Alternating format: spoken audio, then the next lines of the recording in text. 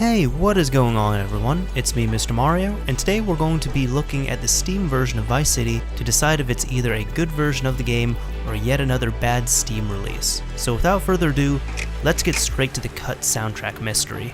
Why do I call this a mystery? Well, let's dive into the backstory. The PC version of Vice City was released on Steam on January 4th, 2008, and everything was going well until the end of October 2012. Near the end of the month, the game suddenly disappeared from the Steam store, right around its 10th anniversary. After a few days, the entertainment news site CinemaBlend reported that the reason why Vice City was yanked from the Steam store was due to a claim from Sony Music Entertainment regarding Michael Jackson's song "Wanna Be Startin' Something," which is featured on the Fever 105 radio station. At the same time, Rockstar Games assured fans that they were working hard to resolve the issue. At the beginning of December, users noticed that the digital version of Vice City was finally back on Steam, but what changed? The third-party website Steam Database revealed that the game should now use two separate so-called Steam depots, original audio and new audio. At the same time, people who bought the game before these license issues noticed that their copy of the game had the old audio tag. People who bought it later received a copy of the game with the new audio tag. The problem was, no one had a new version at the time. GTA news sites believed that the new audio version removed the same music tracks as the, at the time, recently released mobile version of the game, which by the way, came out the day after the silent reappearance on Steam. If you activate your Vice City key today, Steam will congratulate you for obtaining your newly acquired new audio version, so be prepared for the truth.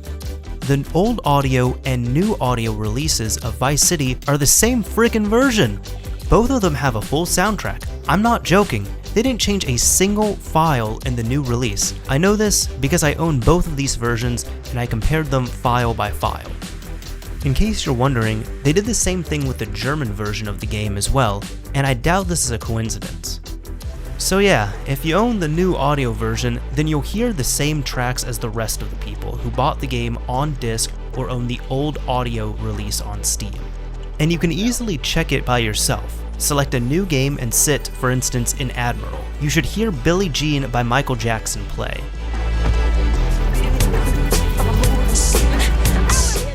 However, if the game has cut music, such as the mobile version or a later re-release, then it should play Self-Control by Laura Branigan. And you know what? Many other gamers were shocked by this as well. They bought the game during this year's Humble Bundle sale and were surprised to hear presumably cut songs on the in-game radio asking other gamers on Steam's forum if they had experienced the same thing. Soon enough, it will be 6 years since music licensing issues hit Vice City. It's either a flaw from Steam, or Rockstar Games somehow managed to sort this problem out without removing the tracks from the game. But we're not done investigating yet. Turns out, the Steam version of Vice City shares the same files as the original retail version of the game. The only difference is the executable. I compared this once again, file by file. This means that this digital version appears to be a Haitian-Unfriendly version, or let's say a normal version, which is strange. In case you don't know, in the Haitian-Friendly version, you won't hear or see any words like Haitian, Cuban, or any expressions insulting various groups of people. They were simply omitted from the game due to Haitian American community protests near the end of 2003. I assume you already know about these in-game differences, therefore we will skip this part. If you don't, YouTube is your friend for learning more about this. Since the Steam version of the game has a different executable, let's talk about its unique changes and enhancements. Prepare to be shocked. The Steam executable has been updated the most out of all the Vice City executables I've examined. We've noticed that it has all new fixes and changes, which were made exclusively for later releases and subsequent re-releases for international markets. I'm willing to bet you didn't know about them. A big thank you goes out to Firehead for these finds. He messed around with various executables and compared their code side by side to identify the changes I'm going to show you. Moreover, I want to thank Nick007J for some consultation, as well as Space Einstein for address offsets used to find these changes. The Steam version of the game received the famous fix brought to us by the 1.1 patch. The developers stated that this fix is an unsupported update that corrects polygon corruption that has been noticed on certain video cards and PC combinations, and highly recommended to avoid it if users do not have this bug. You can read more about it by pausing the video. Interestingly enough, the developers actually lied to us, because this wasn't the only change they promised us in this patch. First of all, they finally fixed a pesky bug with skins. There was a bug in the original game in which if you decide to change a skin and exit, you'll suddenly notice the skin resets to the default one. After this patch, it doesn't reset anymore. Secondly, they implemented a weird check in acquiring the Good Citizen bonus. The game now checks that the criminal who is chased by the police is actually a pedestrian and not an object or a car or another entity. And finally, the developers cut a check which could identify DirectX 9 on your computer. This is quite a strange change, because the game doesn't even require DirectX 9 to play. For some reason, DirectX 9 is still listed everywhere as part of minimal system requirements. Maybe they want to artificially increase system requirements? Who knows? Moreover, the Steam version takes its roots from the Japanese release, which contains an executable dated 1 year after the 1.1 patch. Trust me, these changes aren't less interesting than the previous ones. Starting from the Japanese release, the developers decided to fully fix an interesting bug involving replay functionality and a green screen effect. If during the replay you're standing in front of the surveillance camera and suddenly you decide to abort the replay, you'll notice that Tommy will receive Terminator vision. This is a pretty cool thing to mess around with, but don't play with it for too long. Your vision will suffer from a ripple-like effect after looking at the screen for some time. By the way, if you want to reset the camera, you can go through these security gates leading to the golf club. Easy as that. This was fixed in the Japanese release, so if you want to repeat this bug on Steam, you'll notice that it will reset your camera effect even if you're standing in front of the camera. Also, starting from the Japanese release, they decided to implement 2 additional fixes for a shortcut taxi. In case you're wondering, this is a special cabbie waiting for you to get in at the front of a hospital if you die during a mission. The first fix in the code forbids the driver to abandon his car in any possible way until you fully get into his taxi. In the original game, as soon as you set his wheels on fire, the driver will abandon his taxi, leaving the door open. But now he won't be as amused if his hoopty is on fire. It's almost as if he stopped caring about it. Speaking of fire, the second fix should extinguish a taxi if it's on fire during the screen fade. Why do I say should? Well, because it doesn't work. So, this is how it works in-game. First of all, the game checks that an unknown entity is a pedestrian. Then it checks that this entity is our special taxi. Then it checks that the taxi is moving. If everything is okay, the fire goes away. And of course it won't happen, because the first check makes no sense.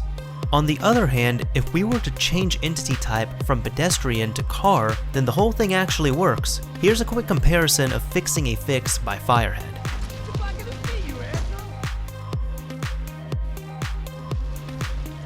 By the way, if you throw a Molotov in this specific way like I do here, playing an original game, then be prepared to experience some weird bugs, like this one.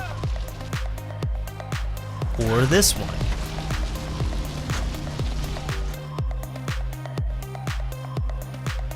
And this one.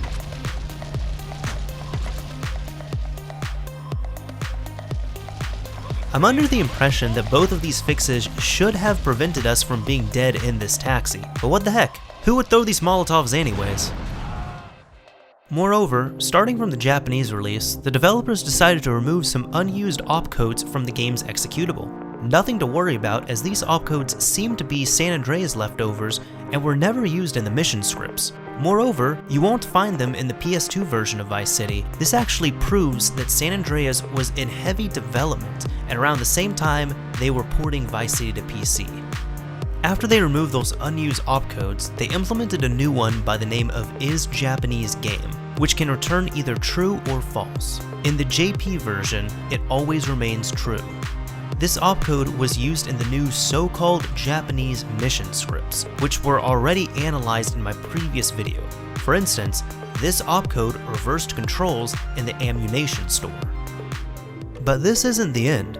The The Steam version of Vice City also takes its roots from the exclusive German Green Pepper release, which contains an executable dated 2 years after the Japanese release. Since the Green Pepper version uses these new mission scripts used in the Japanese release, the developers decided to change the save format, or for a better way of saying it, they changed the algorithm of saving and loading your save files. This was a smart move, because if you load a retail save in the Japanese release, the game will crash, since it's incompatible due to the new mission script file. If you load the same save file in the Green Pepper version, then the game will tell you that it is incompatible, and the game will start from the beginning. As you can see, it is indeed a good implementation in this version. Do you know when a good implementation goes wrong? Well, this change is still found in the Steam version of the game. It doesn't make any sense, because it still uses so-called old mission scripts. You know what's funny though? Both the Green Pepper and Steam versions tell you about save incompatibility, but don't forget that they didn't bother to update the text strings.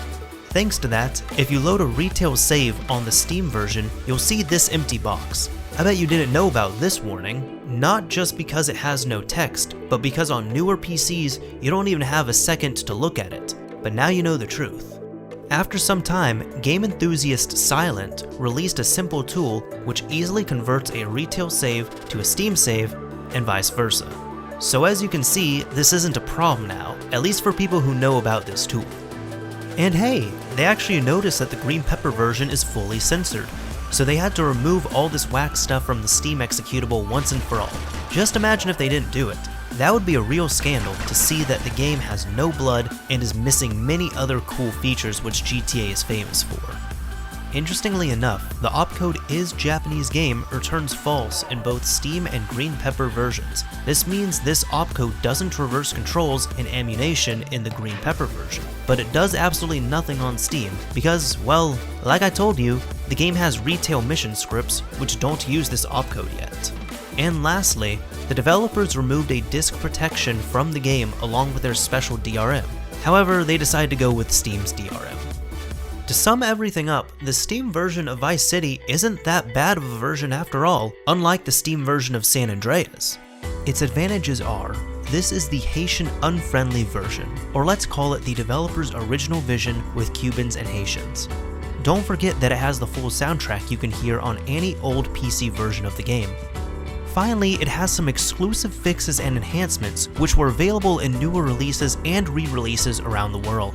On the other hand, the developers didn't ever bother to bring something new to the Steam version. I mean, why not fix this pesky bug with the broken crosshair while using a widescreen monitor? It was a well-known bug, damn it! What about fixing the weird mouse behavior? How many times should I press escape to make it work? Well, what about the vertical mouse axis? Nah, forget about it. In the end, the Steam version was based on the Green Pepper version, which was based on the Japanese release, which already had the secret 1.1 fixes. So my question is, why not reuse the new mission scripts then? People would have been pleased to play the game with some minor fixes, enhancements, and wouldn't have blamed old save incompatibilities because in this case, these saves can't be compatible in any possible way. As a downside, if they reuse these new mission scripts and other associated files with them from Green Pepper, then the game would have been the Haitian-Friendly version because it already has these tweaks inside, which would be disappointing. But do you know which Steam version of Vice City really has issues? The Mac OS Steam release, which I am planning to cover soon, or check the description, maybe it's already out. Anyways, thank you so much to Vadim M once again for having me back on here. If you're interested in any console modding goodness and tutorials, feel free to check out my channel on screen and in the video description. Anyways, this is MrMario, signing off. Thank you all for watching, everyone.